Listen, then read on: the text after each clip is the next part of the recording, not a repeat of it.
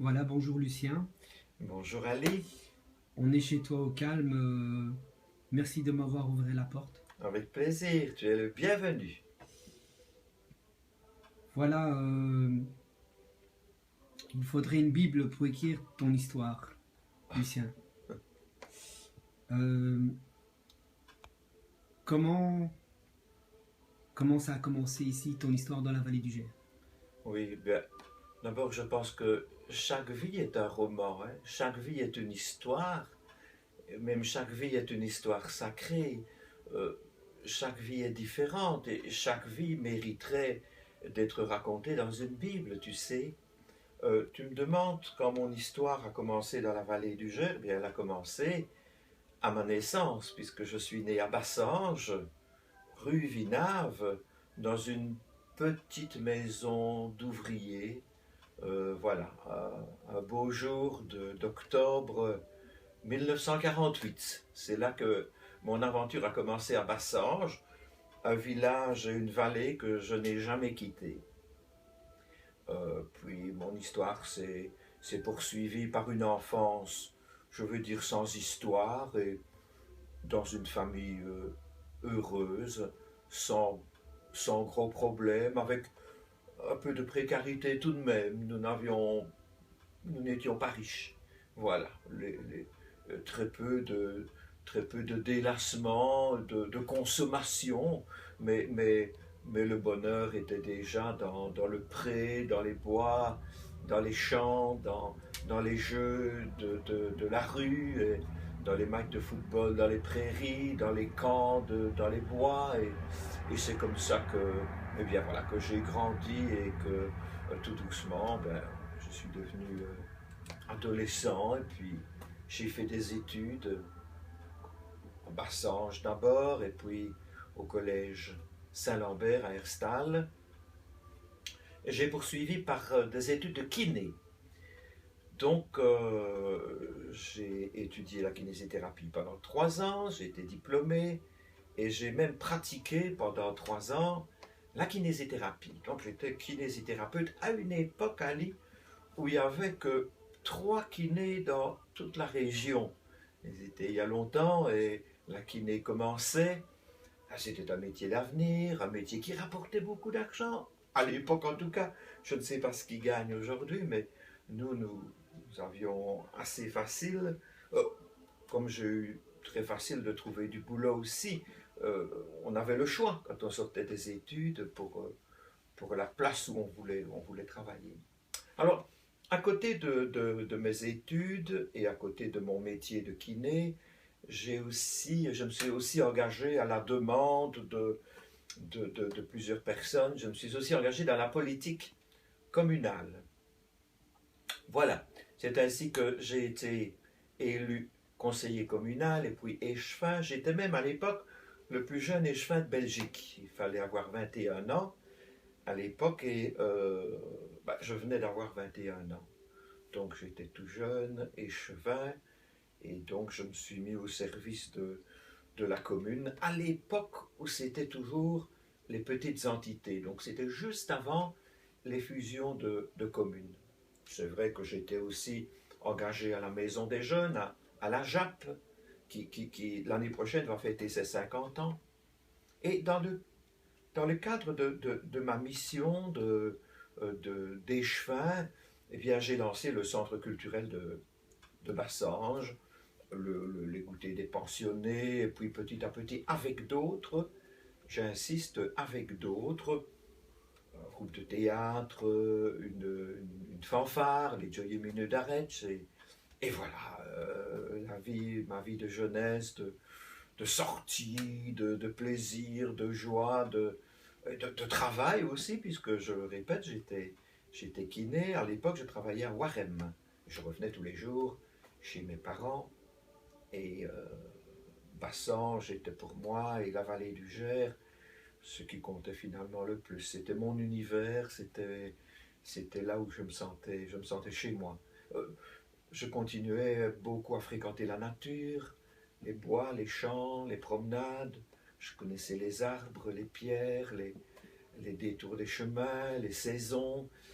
Voilà, ça a été mon adolescence et ma jeunesse qui était faite aussi de sorties, de gadailles, de cramignons, de fêtes, d'amourettes, comme toutes les jeunesses et de beaucoup, il n'y avait rien de particulier. Sinon, peut-être que j'étais tout de même échevin, ambassade, j'ai engagé dans toute une série d'activités culturelles voilà, pour faire vivre le village. J'aimais bien quand que les gens se retrouvent, et fassent la fête ensemble, ou partagent. Voilà. J'étais présent au moment de joie, de fête, et au moment douloureux aussi.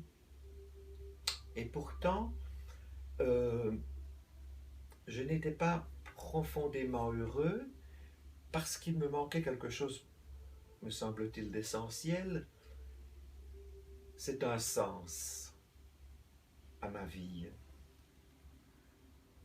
Et j'avais difficile de répondre à la question qui se posait à moi, mais pourquoi est-ce que je vis? Est-ce que je suis là où je dois être? Est-ce que je fais ce que je... Bien sûr, ça donne des satisfactions, de rendre service, et ma vie de kiné aussi.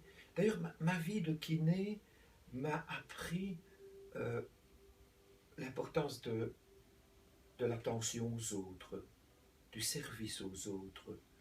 Euh, Quand on est au contact de malades toute la journée, on découvre des aspects de la vie qu'on n'imaginait pas simplement par la jeunesse, les sorties et les fêtes.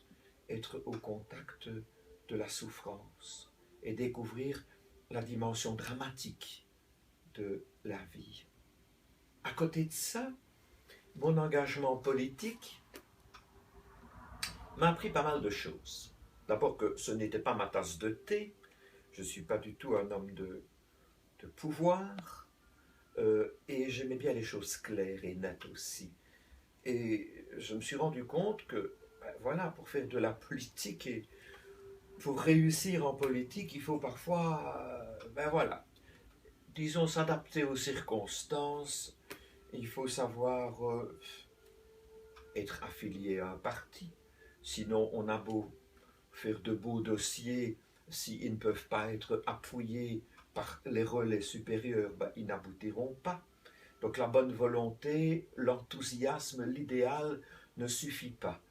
Voilà, j'ai découvert que le monde n'était pas si beau que cela, qu'il y avait des coups bas, qu'il y avait du coude à coude pour gagner, écraser peut-être, supprimer l'adversaire.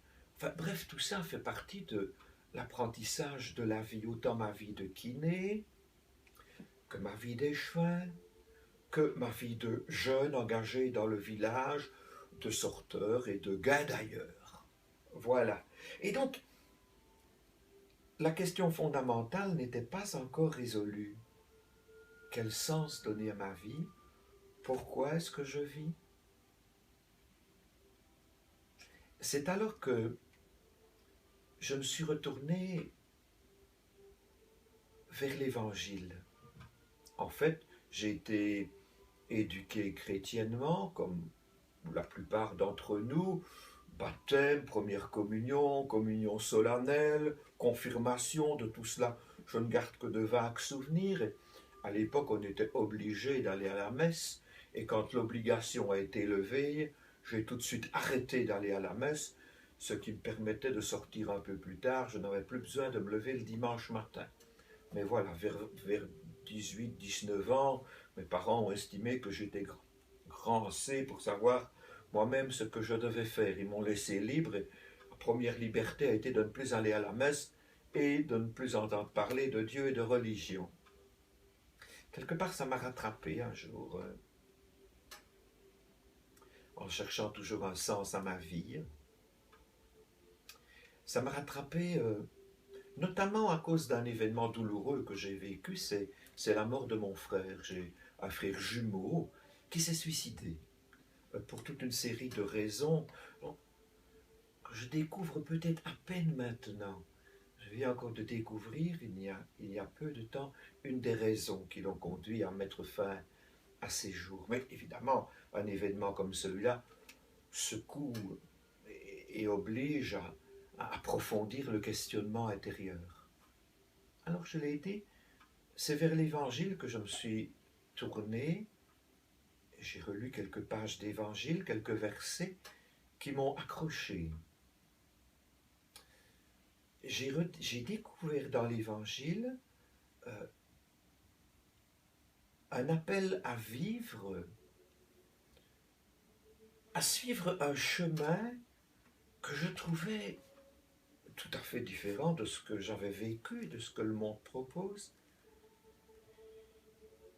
et qui proposait non pas d'être le premier, le plus fort, d'être un gagneur, mais d'être le premier en bonté, en amour, en partage, en service. Si tu veux être le premier, je recherche la dernière place, disait l'Évangile.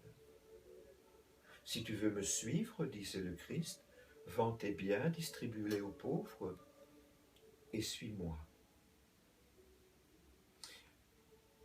J'ai relu les béatitudes. Heureux les pauvres de cœur, heureux les humbles, heureux les doux, heureux ceux qui pardonnent et qui partagent, heureux ceux qui s'engagent pour la justice. Je me suis dit, oh là là, voilà un chemin étonnant, très différent de ce que j'ai connu, de ce que j'ai vécu, et si j'essayais. Et un pas après l'autre, j'ai pris ce chemin.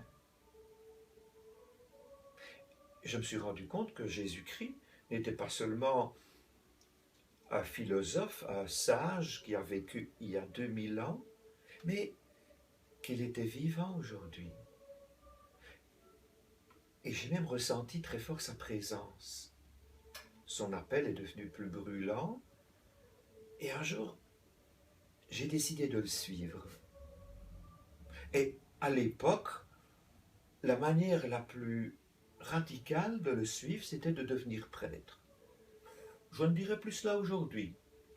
Je pense que suivre radicalement Jésus et vivre son évangile ne nécessite pas d'être prêtre. Et je pense même qu'un père de famille, avec une profession et des responsabilités, peut-être même encore plus difficile dans le monde et dans le contexte d'aujourd'hui de vivre à fond cet idéal chrétien. C'est peut-être même plus facile pour un prêtre. Donc, je ne prétends plus avoir choisi la voie la plus haute, la plus noble. Mais à l'époque, la question ne se posait pas suivre le Christ, avancer sur le chemin qu'il propose de manière radicale, nécessitait que je devienne prêtre.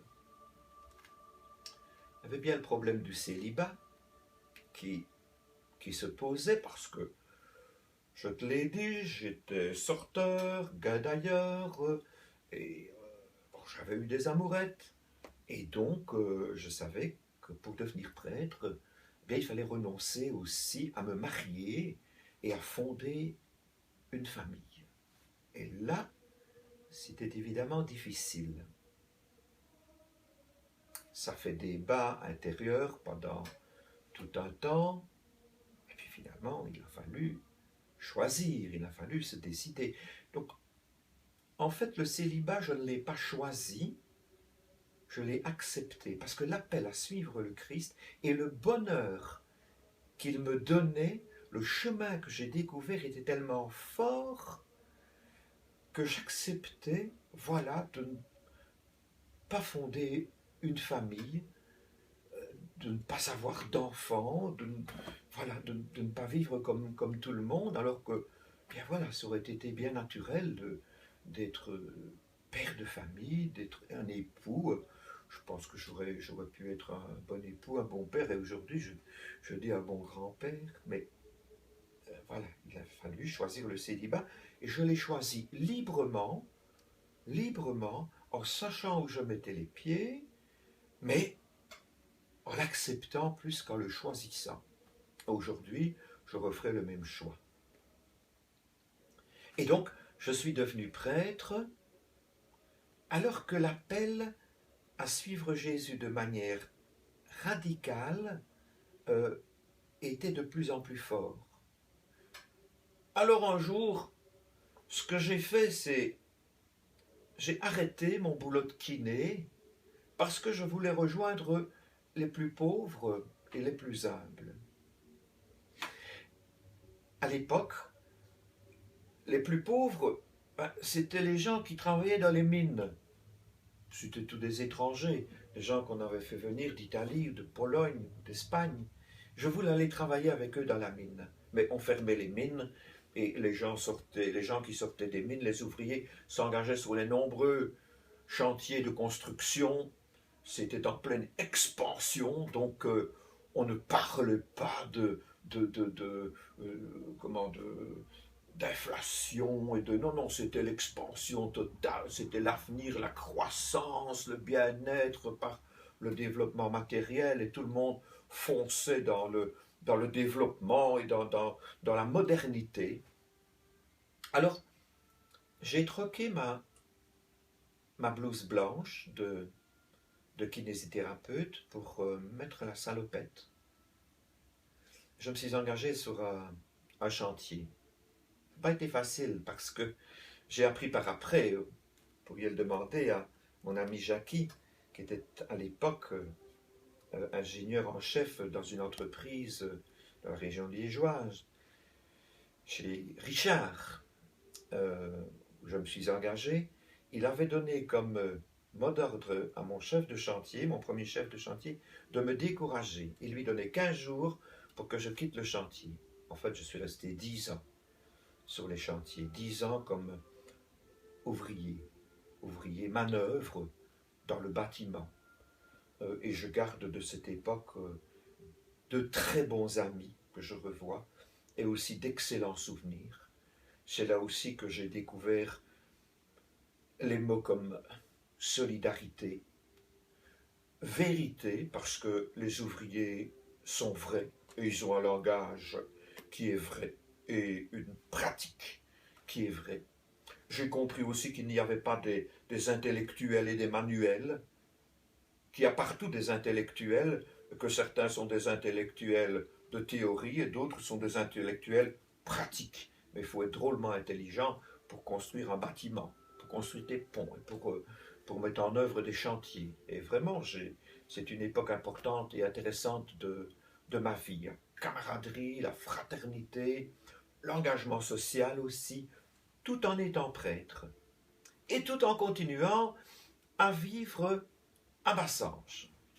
Alors, si tu veux, je continue, mais ça va peut-être être long, mais tant pis, je continue et tu feras les coupures que tu veux.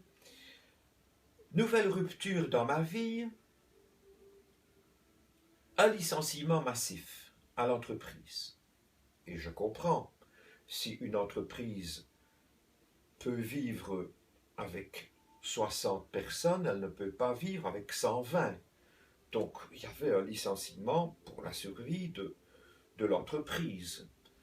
Il n'était pas question de délocalisation et de tout ce qu'on vit actuellement, c'était simplement un élément de survie. Mais c'était un drame pour mes amis, pour mes copains de boulot. Je vois toujours ce grutier, cette armoire à glace qui tombe dans mes bras en pleurant. Parce que pour lui, le chômage, le licenciement, c'était un drame. La plupart de mes amis ouvriers étaient d'ailleurs endettés, pas endettés dans le sens où ils ne s'en sortaient pas, mais ils vivaient à crédit. C'était ce que la société de consommation les poussait à faire. On leur disait, si tu n'es pas comme le type du film à la télévision, comme le héros du feuilleton, ben, tu n'es rien. Pour être quelqu'un, pour être reconnu, tu dois avoir une grosse voiture, tu dois avoir une belle télé, être bien habillé, et tes enfants aussi. Porter des habits de marque, et ta maison, tu dois avoir ceci et ça et ça et ça. Quand ils n'y arrivaient pas, ils s'endettaient. Et le chômage était pour eux une catastrophe.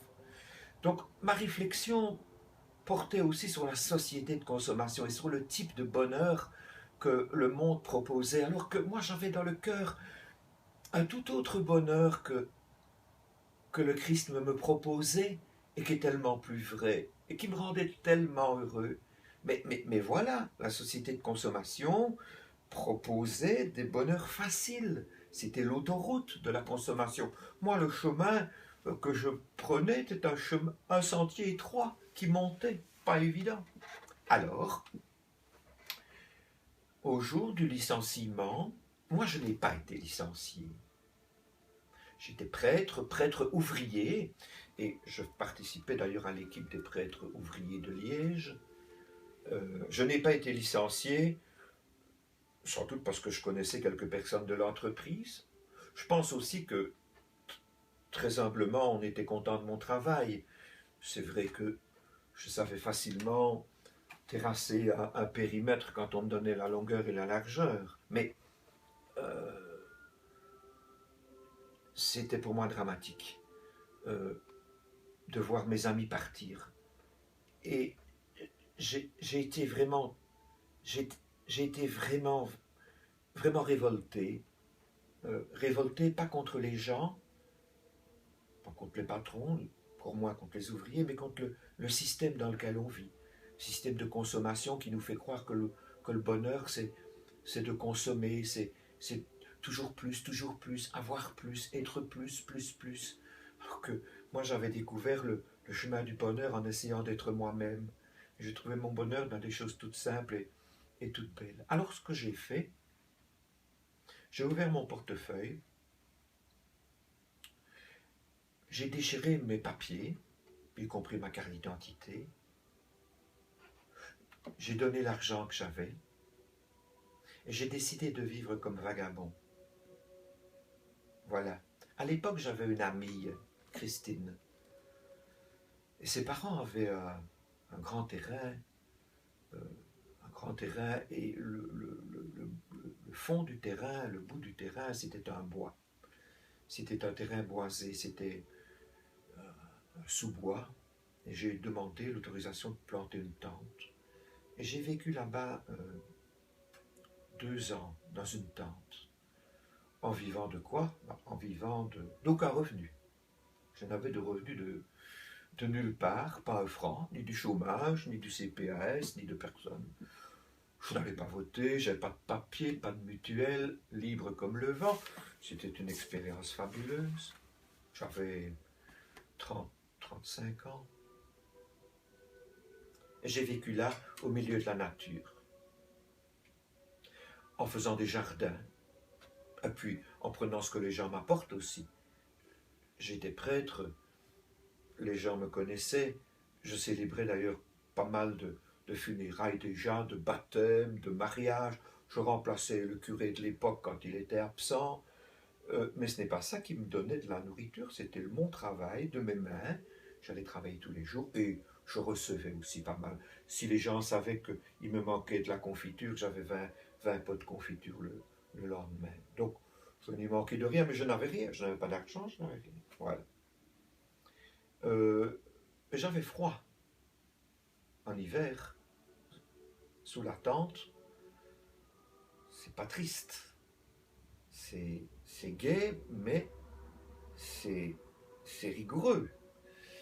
Alors on passe aussi ces journées à faire du feu, à l'extérieur évidemment, et à se tenir près du feu. Donc j'ai décidé de creuser une petite grotte. Ce que j'ai fait, c'était pas une si petite que ça, elle était déjà pas mal, 2-3 pièces d'ailleurs, et j'ai encore vécu 3 ans, comme dans la grotte, toujours sans revenu. Voilà, c'était une page de ma vie qui était fort belle, et j'ai gardé de cette époque-là un contact avec la nature extraordinaire.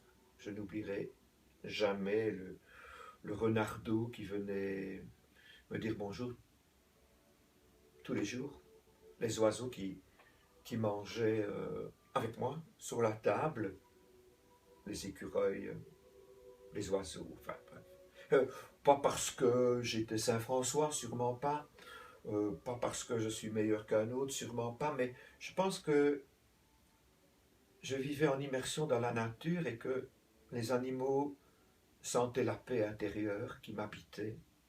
Et ils sentaient qu'il n'y avait pas il n'y avait pas de danger. Donc ils étaient très proches. C'est l'époque aussi de mes 10 ans de sacerdoce, et où j'ai vu arriver un jour la fanfare du village, qui jouait sans moi alors que j'étais grosse caisse. Je me demandais ce qui se passait, suivi de toute une série d'habitants qui venaient m'offrir pour mes 10 ans de sacerdoce une ânesse, une toute jeune ânesse de 7-8 mois. Douchka. Voilà, c'était le début de mon amitié avec Douchka, mon ânesse. Ça date de l'époque où je vivais dans la grotte. Les années ont passé, mes engagements ont continué, j'ai abandonné la politique, je devais faire un choix, c'était ou le séminaire ou l'ordination, parce que quand j'étais à la commune, j'étais aussi séminariste, mais pour l'ordination, je devais choisir être prêtre ou continuer la politique. Je ne pouvais pas m'engager dans un parti en particulier, parce que je devais être prêtre pour tout le monde. Donc j'avais choisi d'être prêtre plutôt que de faire une carrière politique, mais je continuais les engagements au théâtre, à la fanfare, au centre culturel qui se développait avec les pensionnés, carnaval et toutes les activités villageoises. Il est arrivé un moment que le curé de l'époque, Joseph, est parti. Et il a fallu trouver un nouveau curé, et il n'y en avait pas. C'était pas vraiment ma vocation d'être curé de paroisse. Moi, je disais toujours, mes paroissiens, c'est ceux qui ne vont pas à la messe. Voilà, ce sont les enfants du bon Dieu, aimés de Dieu, et je n'ai pas d'ailleurs à apporter Jésus-Christ, j'ai peut-être à le révéler, parce qu'il est là, il est au milieu des fêtes, il est au milieu des événements de la vie, des joies, des peines, et le fait d'être très près des gens et de la vie, ben, il me rendait près de Dieu, il rendait Dieu présent, sans pour ça entrer dans des liturgies. Donc, j'ai fort hésité quand l'évêque m'a appelé, et à la demande des paroissiens, disait-il, insistait-il, tes paroissiens ont besoin de toi, ils demandent que tu sois leur curé, et moi, ton évêque, je te demande d'accepter. Voilà, j'avais bien fait vœu d'obéissance, je n'étais pas obligé de dire oui, mais j'aimais bien mon évêque, Guillaume-Marie van Zeulen. J'aimais bien les gens, c'est vrai qu'ils non seulement ils passaient ne sont pas passés seulement par l'évêque, mais ils venaient me dire à moi aussi, Lucien, tu dois accepter, tu dois. Mais je savais que accepter de devenir curé, c'était aussi arrêter ce style de vie. Il fallait reprendre un téléphone, il fallait reprendre une montre, un agenda, un traitement pour faire face aux dépenses inhérentes à la fonction. Il fallait habiter un presbytère. Le choix n'a pas été facile et c'était un déchirement, un arrachement, mais voilà, il y en a eu plusieurs dans ma vie comme cela, d'arrachement qui finalement, d'arrachement en arrachement, comme une chenille qui change de peau, ben voilà, fait grandir. C'est comme ça que la vie grandit. C'est par étapes et par arrachement. Je suis devenu curé de Bassange, et j'ai découvert pas mal de bonheur et de plaisir. En devenant curé, je savais aussi que je devrais un peu changer mon mode de vie, forcément. Je devais redevenir un peu civilisé. Ben, ça faisait partie de l'acceptation de devenir curé, mais encore une fois, absolument sans regret. Et durant 25 ans, donc, j'ai été curé à Bassange, 10 ans à Bassange seul, et puis curé de Bassange et de Boire. Et puis de Bassange, de Boire, de Glon, de Roquelange, de Wonk, et puis finalement d'Ébène, d'Émale, bref, de toute la vallée du Gers. Là, il a fallu de nouveau organiser les choses tout à fait autrement. Il a fallu prendre une voiture, je n'avais pas de voiture à l'époque, prendre une voiture, et je devenais un peu un jeune cadre dynamique, là. Enfin jeune, je n'étais plus tellement, mais cadre dynamique, organisateur de tout. Euh, Ce que j'ai fait, je me semble-t-il, de mon mieux, j'aurais pu mieux faire, mais voilà, j'ai fait ce que j'ai pu, en étant bien entendu que je ne ferais pas ça toute ma vie. C'était donné 25 ans comme curé, c'est un quart de siècle. J'avais dit à 65 ans, je souhaiterais être libre des dernières années qui me restent à vivre, pour vivre cette ultime étape de la vie autrement, pas comme un fou qui court dans tous les sens et qui s'agite et qui... Non, la dernière étape de la vie, je voulais la vivre plus paisiblement. Euh, voilà. Et c'est pourquoi, arrivé à 65 ans, j'ai été déchargé de ma fonction de curé, tout en restant prêtre et rendant toute une série de services, peut-être même plus qu'avant encore. J'ai célébré 18 mariages cette année, donc je ne te dis que ça, je n'oserais pas te dire le nombre de funérailles, de baptêmes, puis de visites, de rencontres, mais je suis déchargé de l'organisation de la paroisse. Cela est confié à un nouveau curé, à Isabelle, assistante paroissiale avec une équipe pastorale. C'est eux qui organisent la pastorale. Moi, je rends service et je continue ma fonction de prêtre, donc de célébrer les sacrements et surtout d'être à l'écoute des gens. Et ce qui m'a permis de retrouver une certaine liberté aussi. Donc, une des premières choses que j'ai faites, c'est d'abandonner la voiture pour reprendre un vélo, mais un vélo électrique maintenant. Hein. Et puis aussi de revivre plus simplement. Je devais quitter le presbytère parce que le corps de logis du presbytère est réservé au curé. Et le curé a droit à un bâtiment, ça fait partie de la loi et des règles. Mais donc je n'étais plus curé, j'ai dû quitter. Mais je voulais rester à Bassange. Je suis né ici, j'ai grandi ici. On ne déracine pas un arbre comme ça, donc j'ai dit, moi je reste à Bassange, en sachant bien que je ne pourrais pas rester sans rien faire en étant ici.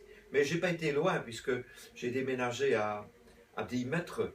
J'ai été accueilli par mes ânes qui m'ont ouvert les portes de leur étable, et au-dessus de l'étable, au-dessus de l'espace où ils vivent, j'ai construit, ah non, des amis ont construit avec moi un petit appartement, voilà, dans lequel je me trouve maintenant, dans lequel nous nous trouvons. C'est une pièce avec un coin toilette, un coin WC, un tout petit coin cuisine et une petite au-dessus à l'étage, petite mezzanine avec mon lit, la TV et un bureau. Voilà, c'est mon univers où j'ai rassemblé les souvenirs de ma vie. Une pièce, une petite pièce. Voilà, je me chauffe essentiellement au bois, même si il y a un radiateur qui est là, qui peut aussi servir éventuellement, mais je n'ai besoin de rien d'autre. La porte-fenêtre qui s'ouvre sur le jardin. J'ai recommencé à jardiner avec beaucoup de plaisir d'ailleurs. Le matin, j'ouvre la porte, je respire le grand air et le bonheur en même temps. Voilà, j'ai retrouvé cette vie simple. Donc, je vais vers une simplification de ma vie, alors que, là, encore une fois, la société nous pousse à acquérir plus, à avoir plus, toujours plus, toujours plus, toujours plus. Moi, c'est toujours moins, toujours moins, toujours moins, toujours moins. Et essayer de trouver plus de liberté, plus de liberté, plus de liberté, et ainsi me trouver moi-même, être moi-même. Je peux aussi prendre plus de temps pour lire, pour prier, puisque je l'ai dit tout à l'heure, j'ai découvert que Jésus-Christ était une présence, une personne vivante. Eh bien, cette amitié avec lui ne cesse de grandir et de s'épanouir et prendre le temps de la prière, c'est formidable. J'ai aussi reçu mission d'être responsable du Petit Lourdes. Avec d'autres, heureusement, on forme une superbe équipe là-bas de bénévoles pour entretenir ce lieu de prière et de paix qui prend de plus en plus d'extension. Ce ne sont pas des centaines, des milliers de personnes qui viennent là. On fait de belles célébrations, mais aussi tous les jours, des gens viennent prier, se recueillir, chercher un peu de paix, et voilà. Mon titre maintenant officiel, c'est recteur du Petit Lourdes, mais je n'aime pas du tout ça. Je me définis comme jardinier du Petit Lourdes. Voilà, et cette étape, cette ultime étape de la vie se passe fort, fort bien comme les autres. Elle est toute différente de tout ce que j'ai vécu, mais j'y découvre encore une fois des merveilles et beaucoup de bonheur, tout en continuant de multiples activités à côté et de rencontres avec des gens. J'aime bien d'écrire, tu le sais, Ali. J'ai écrit des tas de livres et je suis encore en train d'écrire des livres, de lire, d'écrire, de préparer des expositions. J'adore ça. Et puis j'ai les ânes qui sont là, qui sont aussi de fidèles compagnons. Tout ce qu'il faut pour être heureux. Une santé tout à fait satisfaisante à mon âge. Donc je n'ai que du bonheur à vivre et à partager si c'est possible. Avec de beaux projets comme le projet Cameroun, hein, Cameroun Vallée du Gers. Voilà, on est parti à 2 reprises, mais moi déjà 4 reprises au Cameroun, tisser des liens d'amitié avec nos frères du tiers-monde.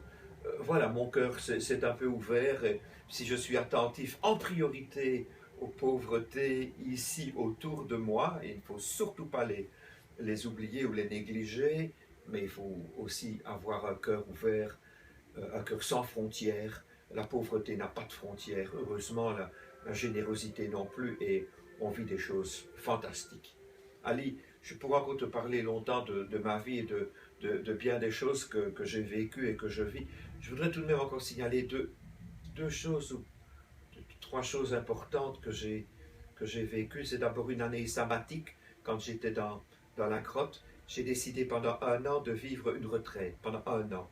Donc de ne pas descendre au village. Et de Noël à Noël, pendant 1 an, je suis resté là-haut, sans redescendre et sans me mêler aux gens. Ça n'a pas été une vie d'ermite, parce que les gens venaient, et je t'assure qu'on a passé des soirées fantastiques autour du feu, et on a fait des barbecues géants, c'était merveilleux. Ça, c'était une année inoubliable.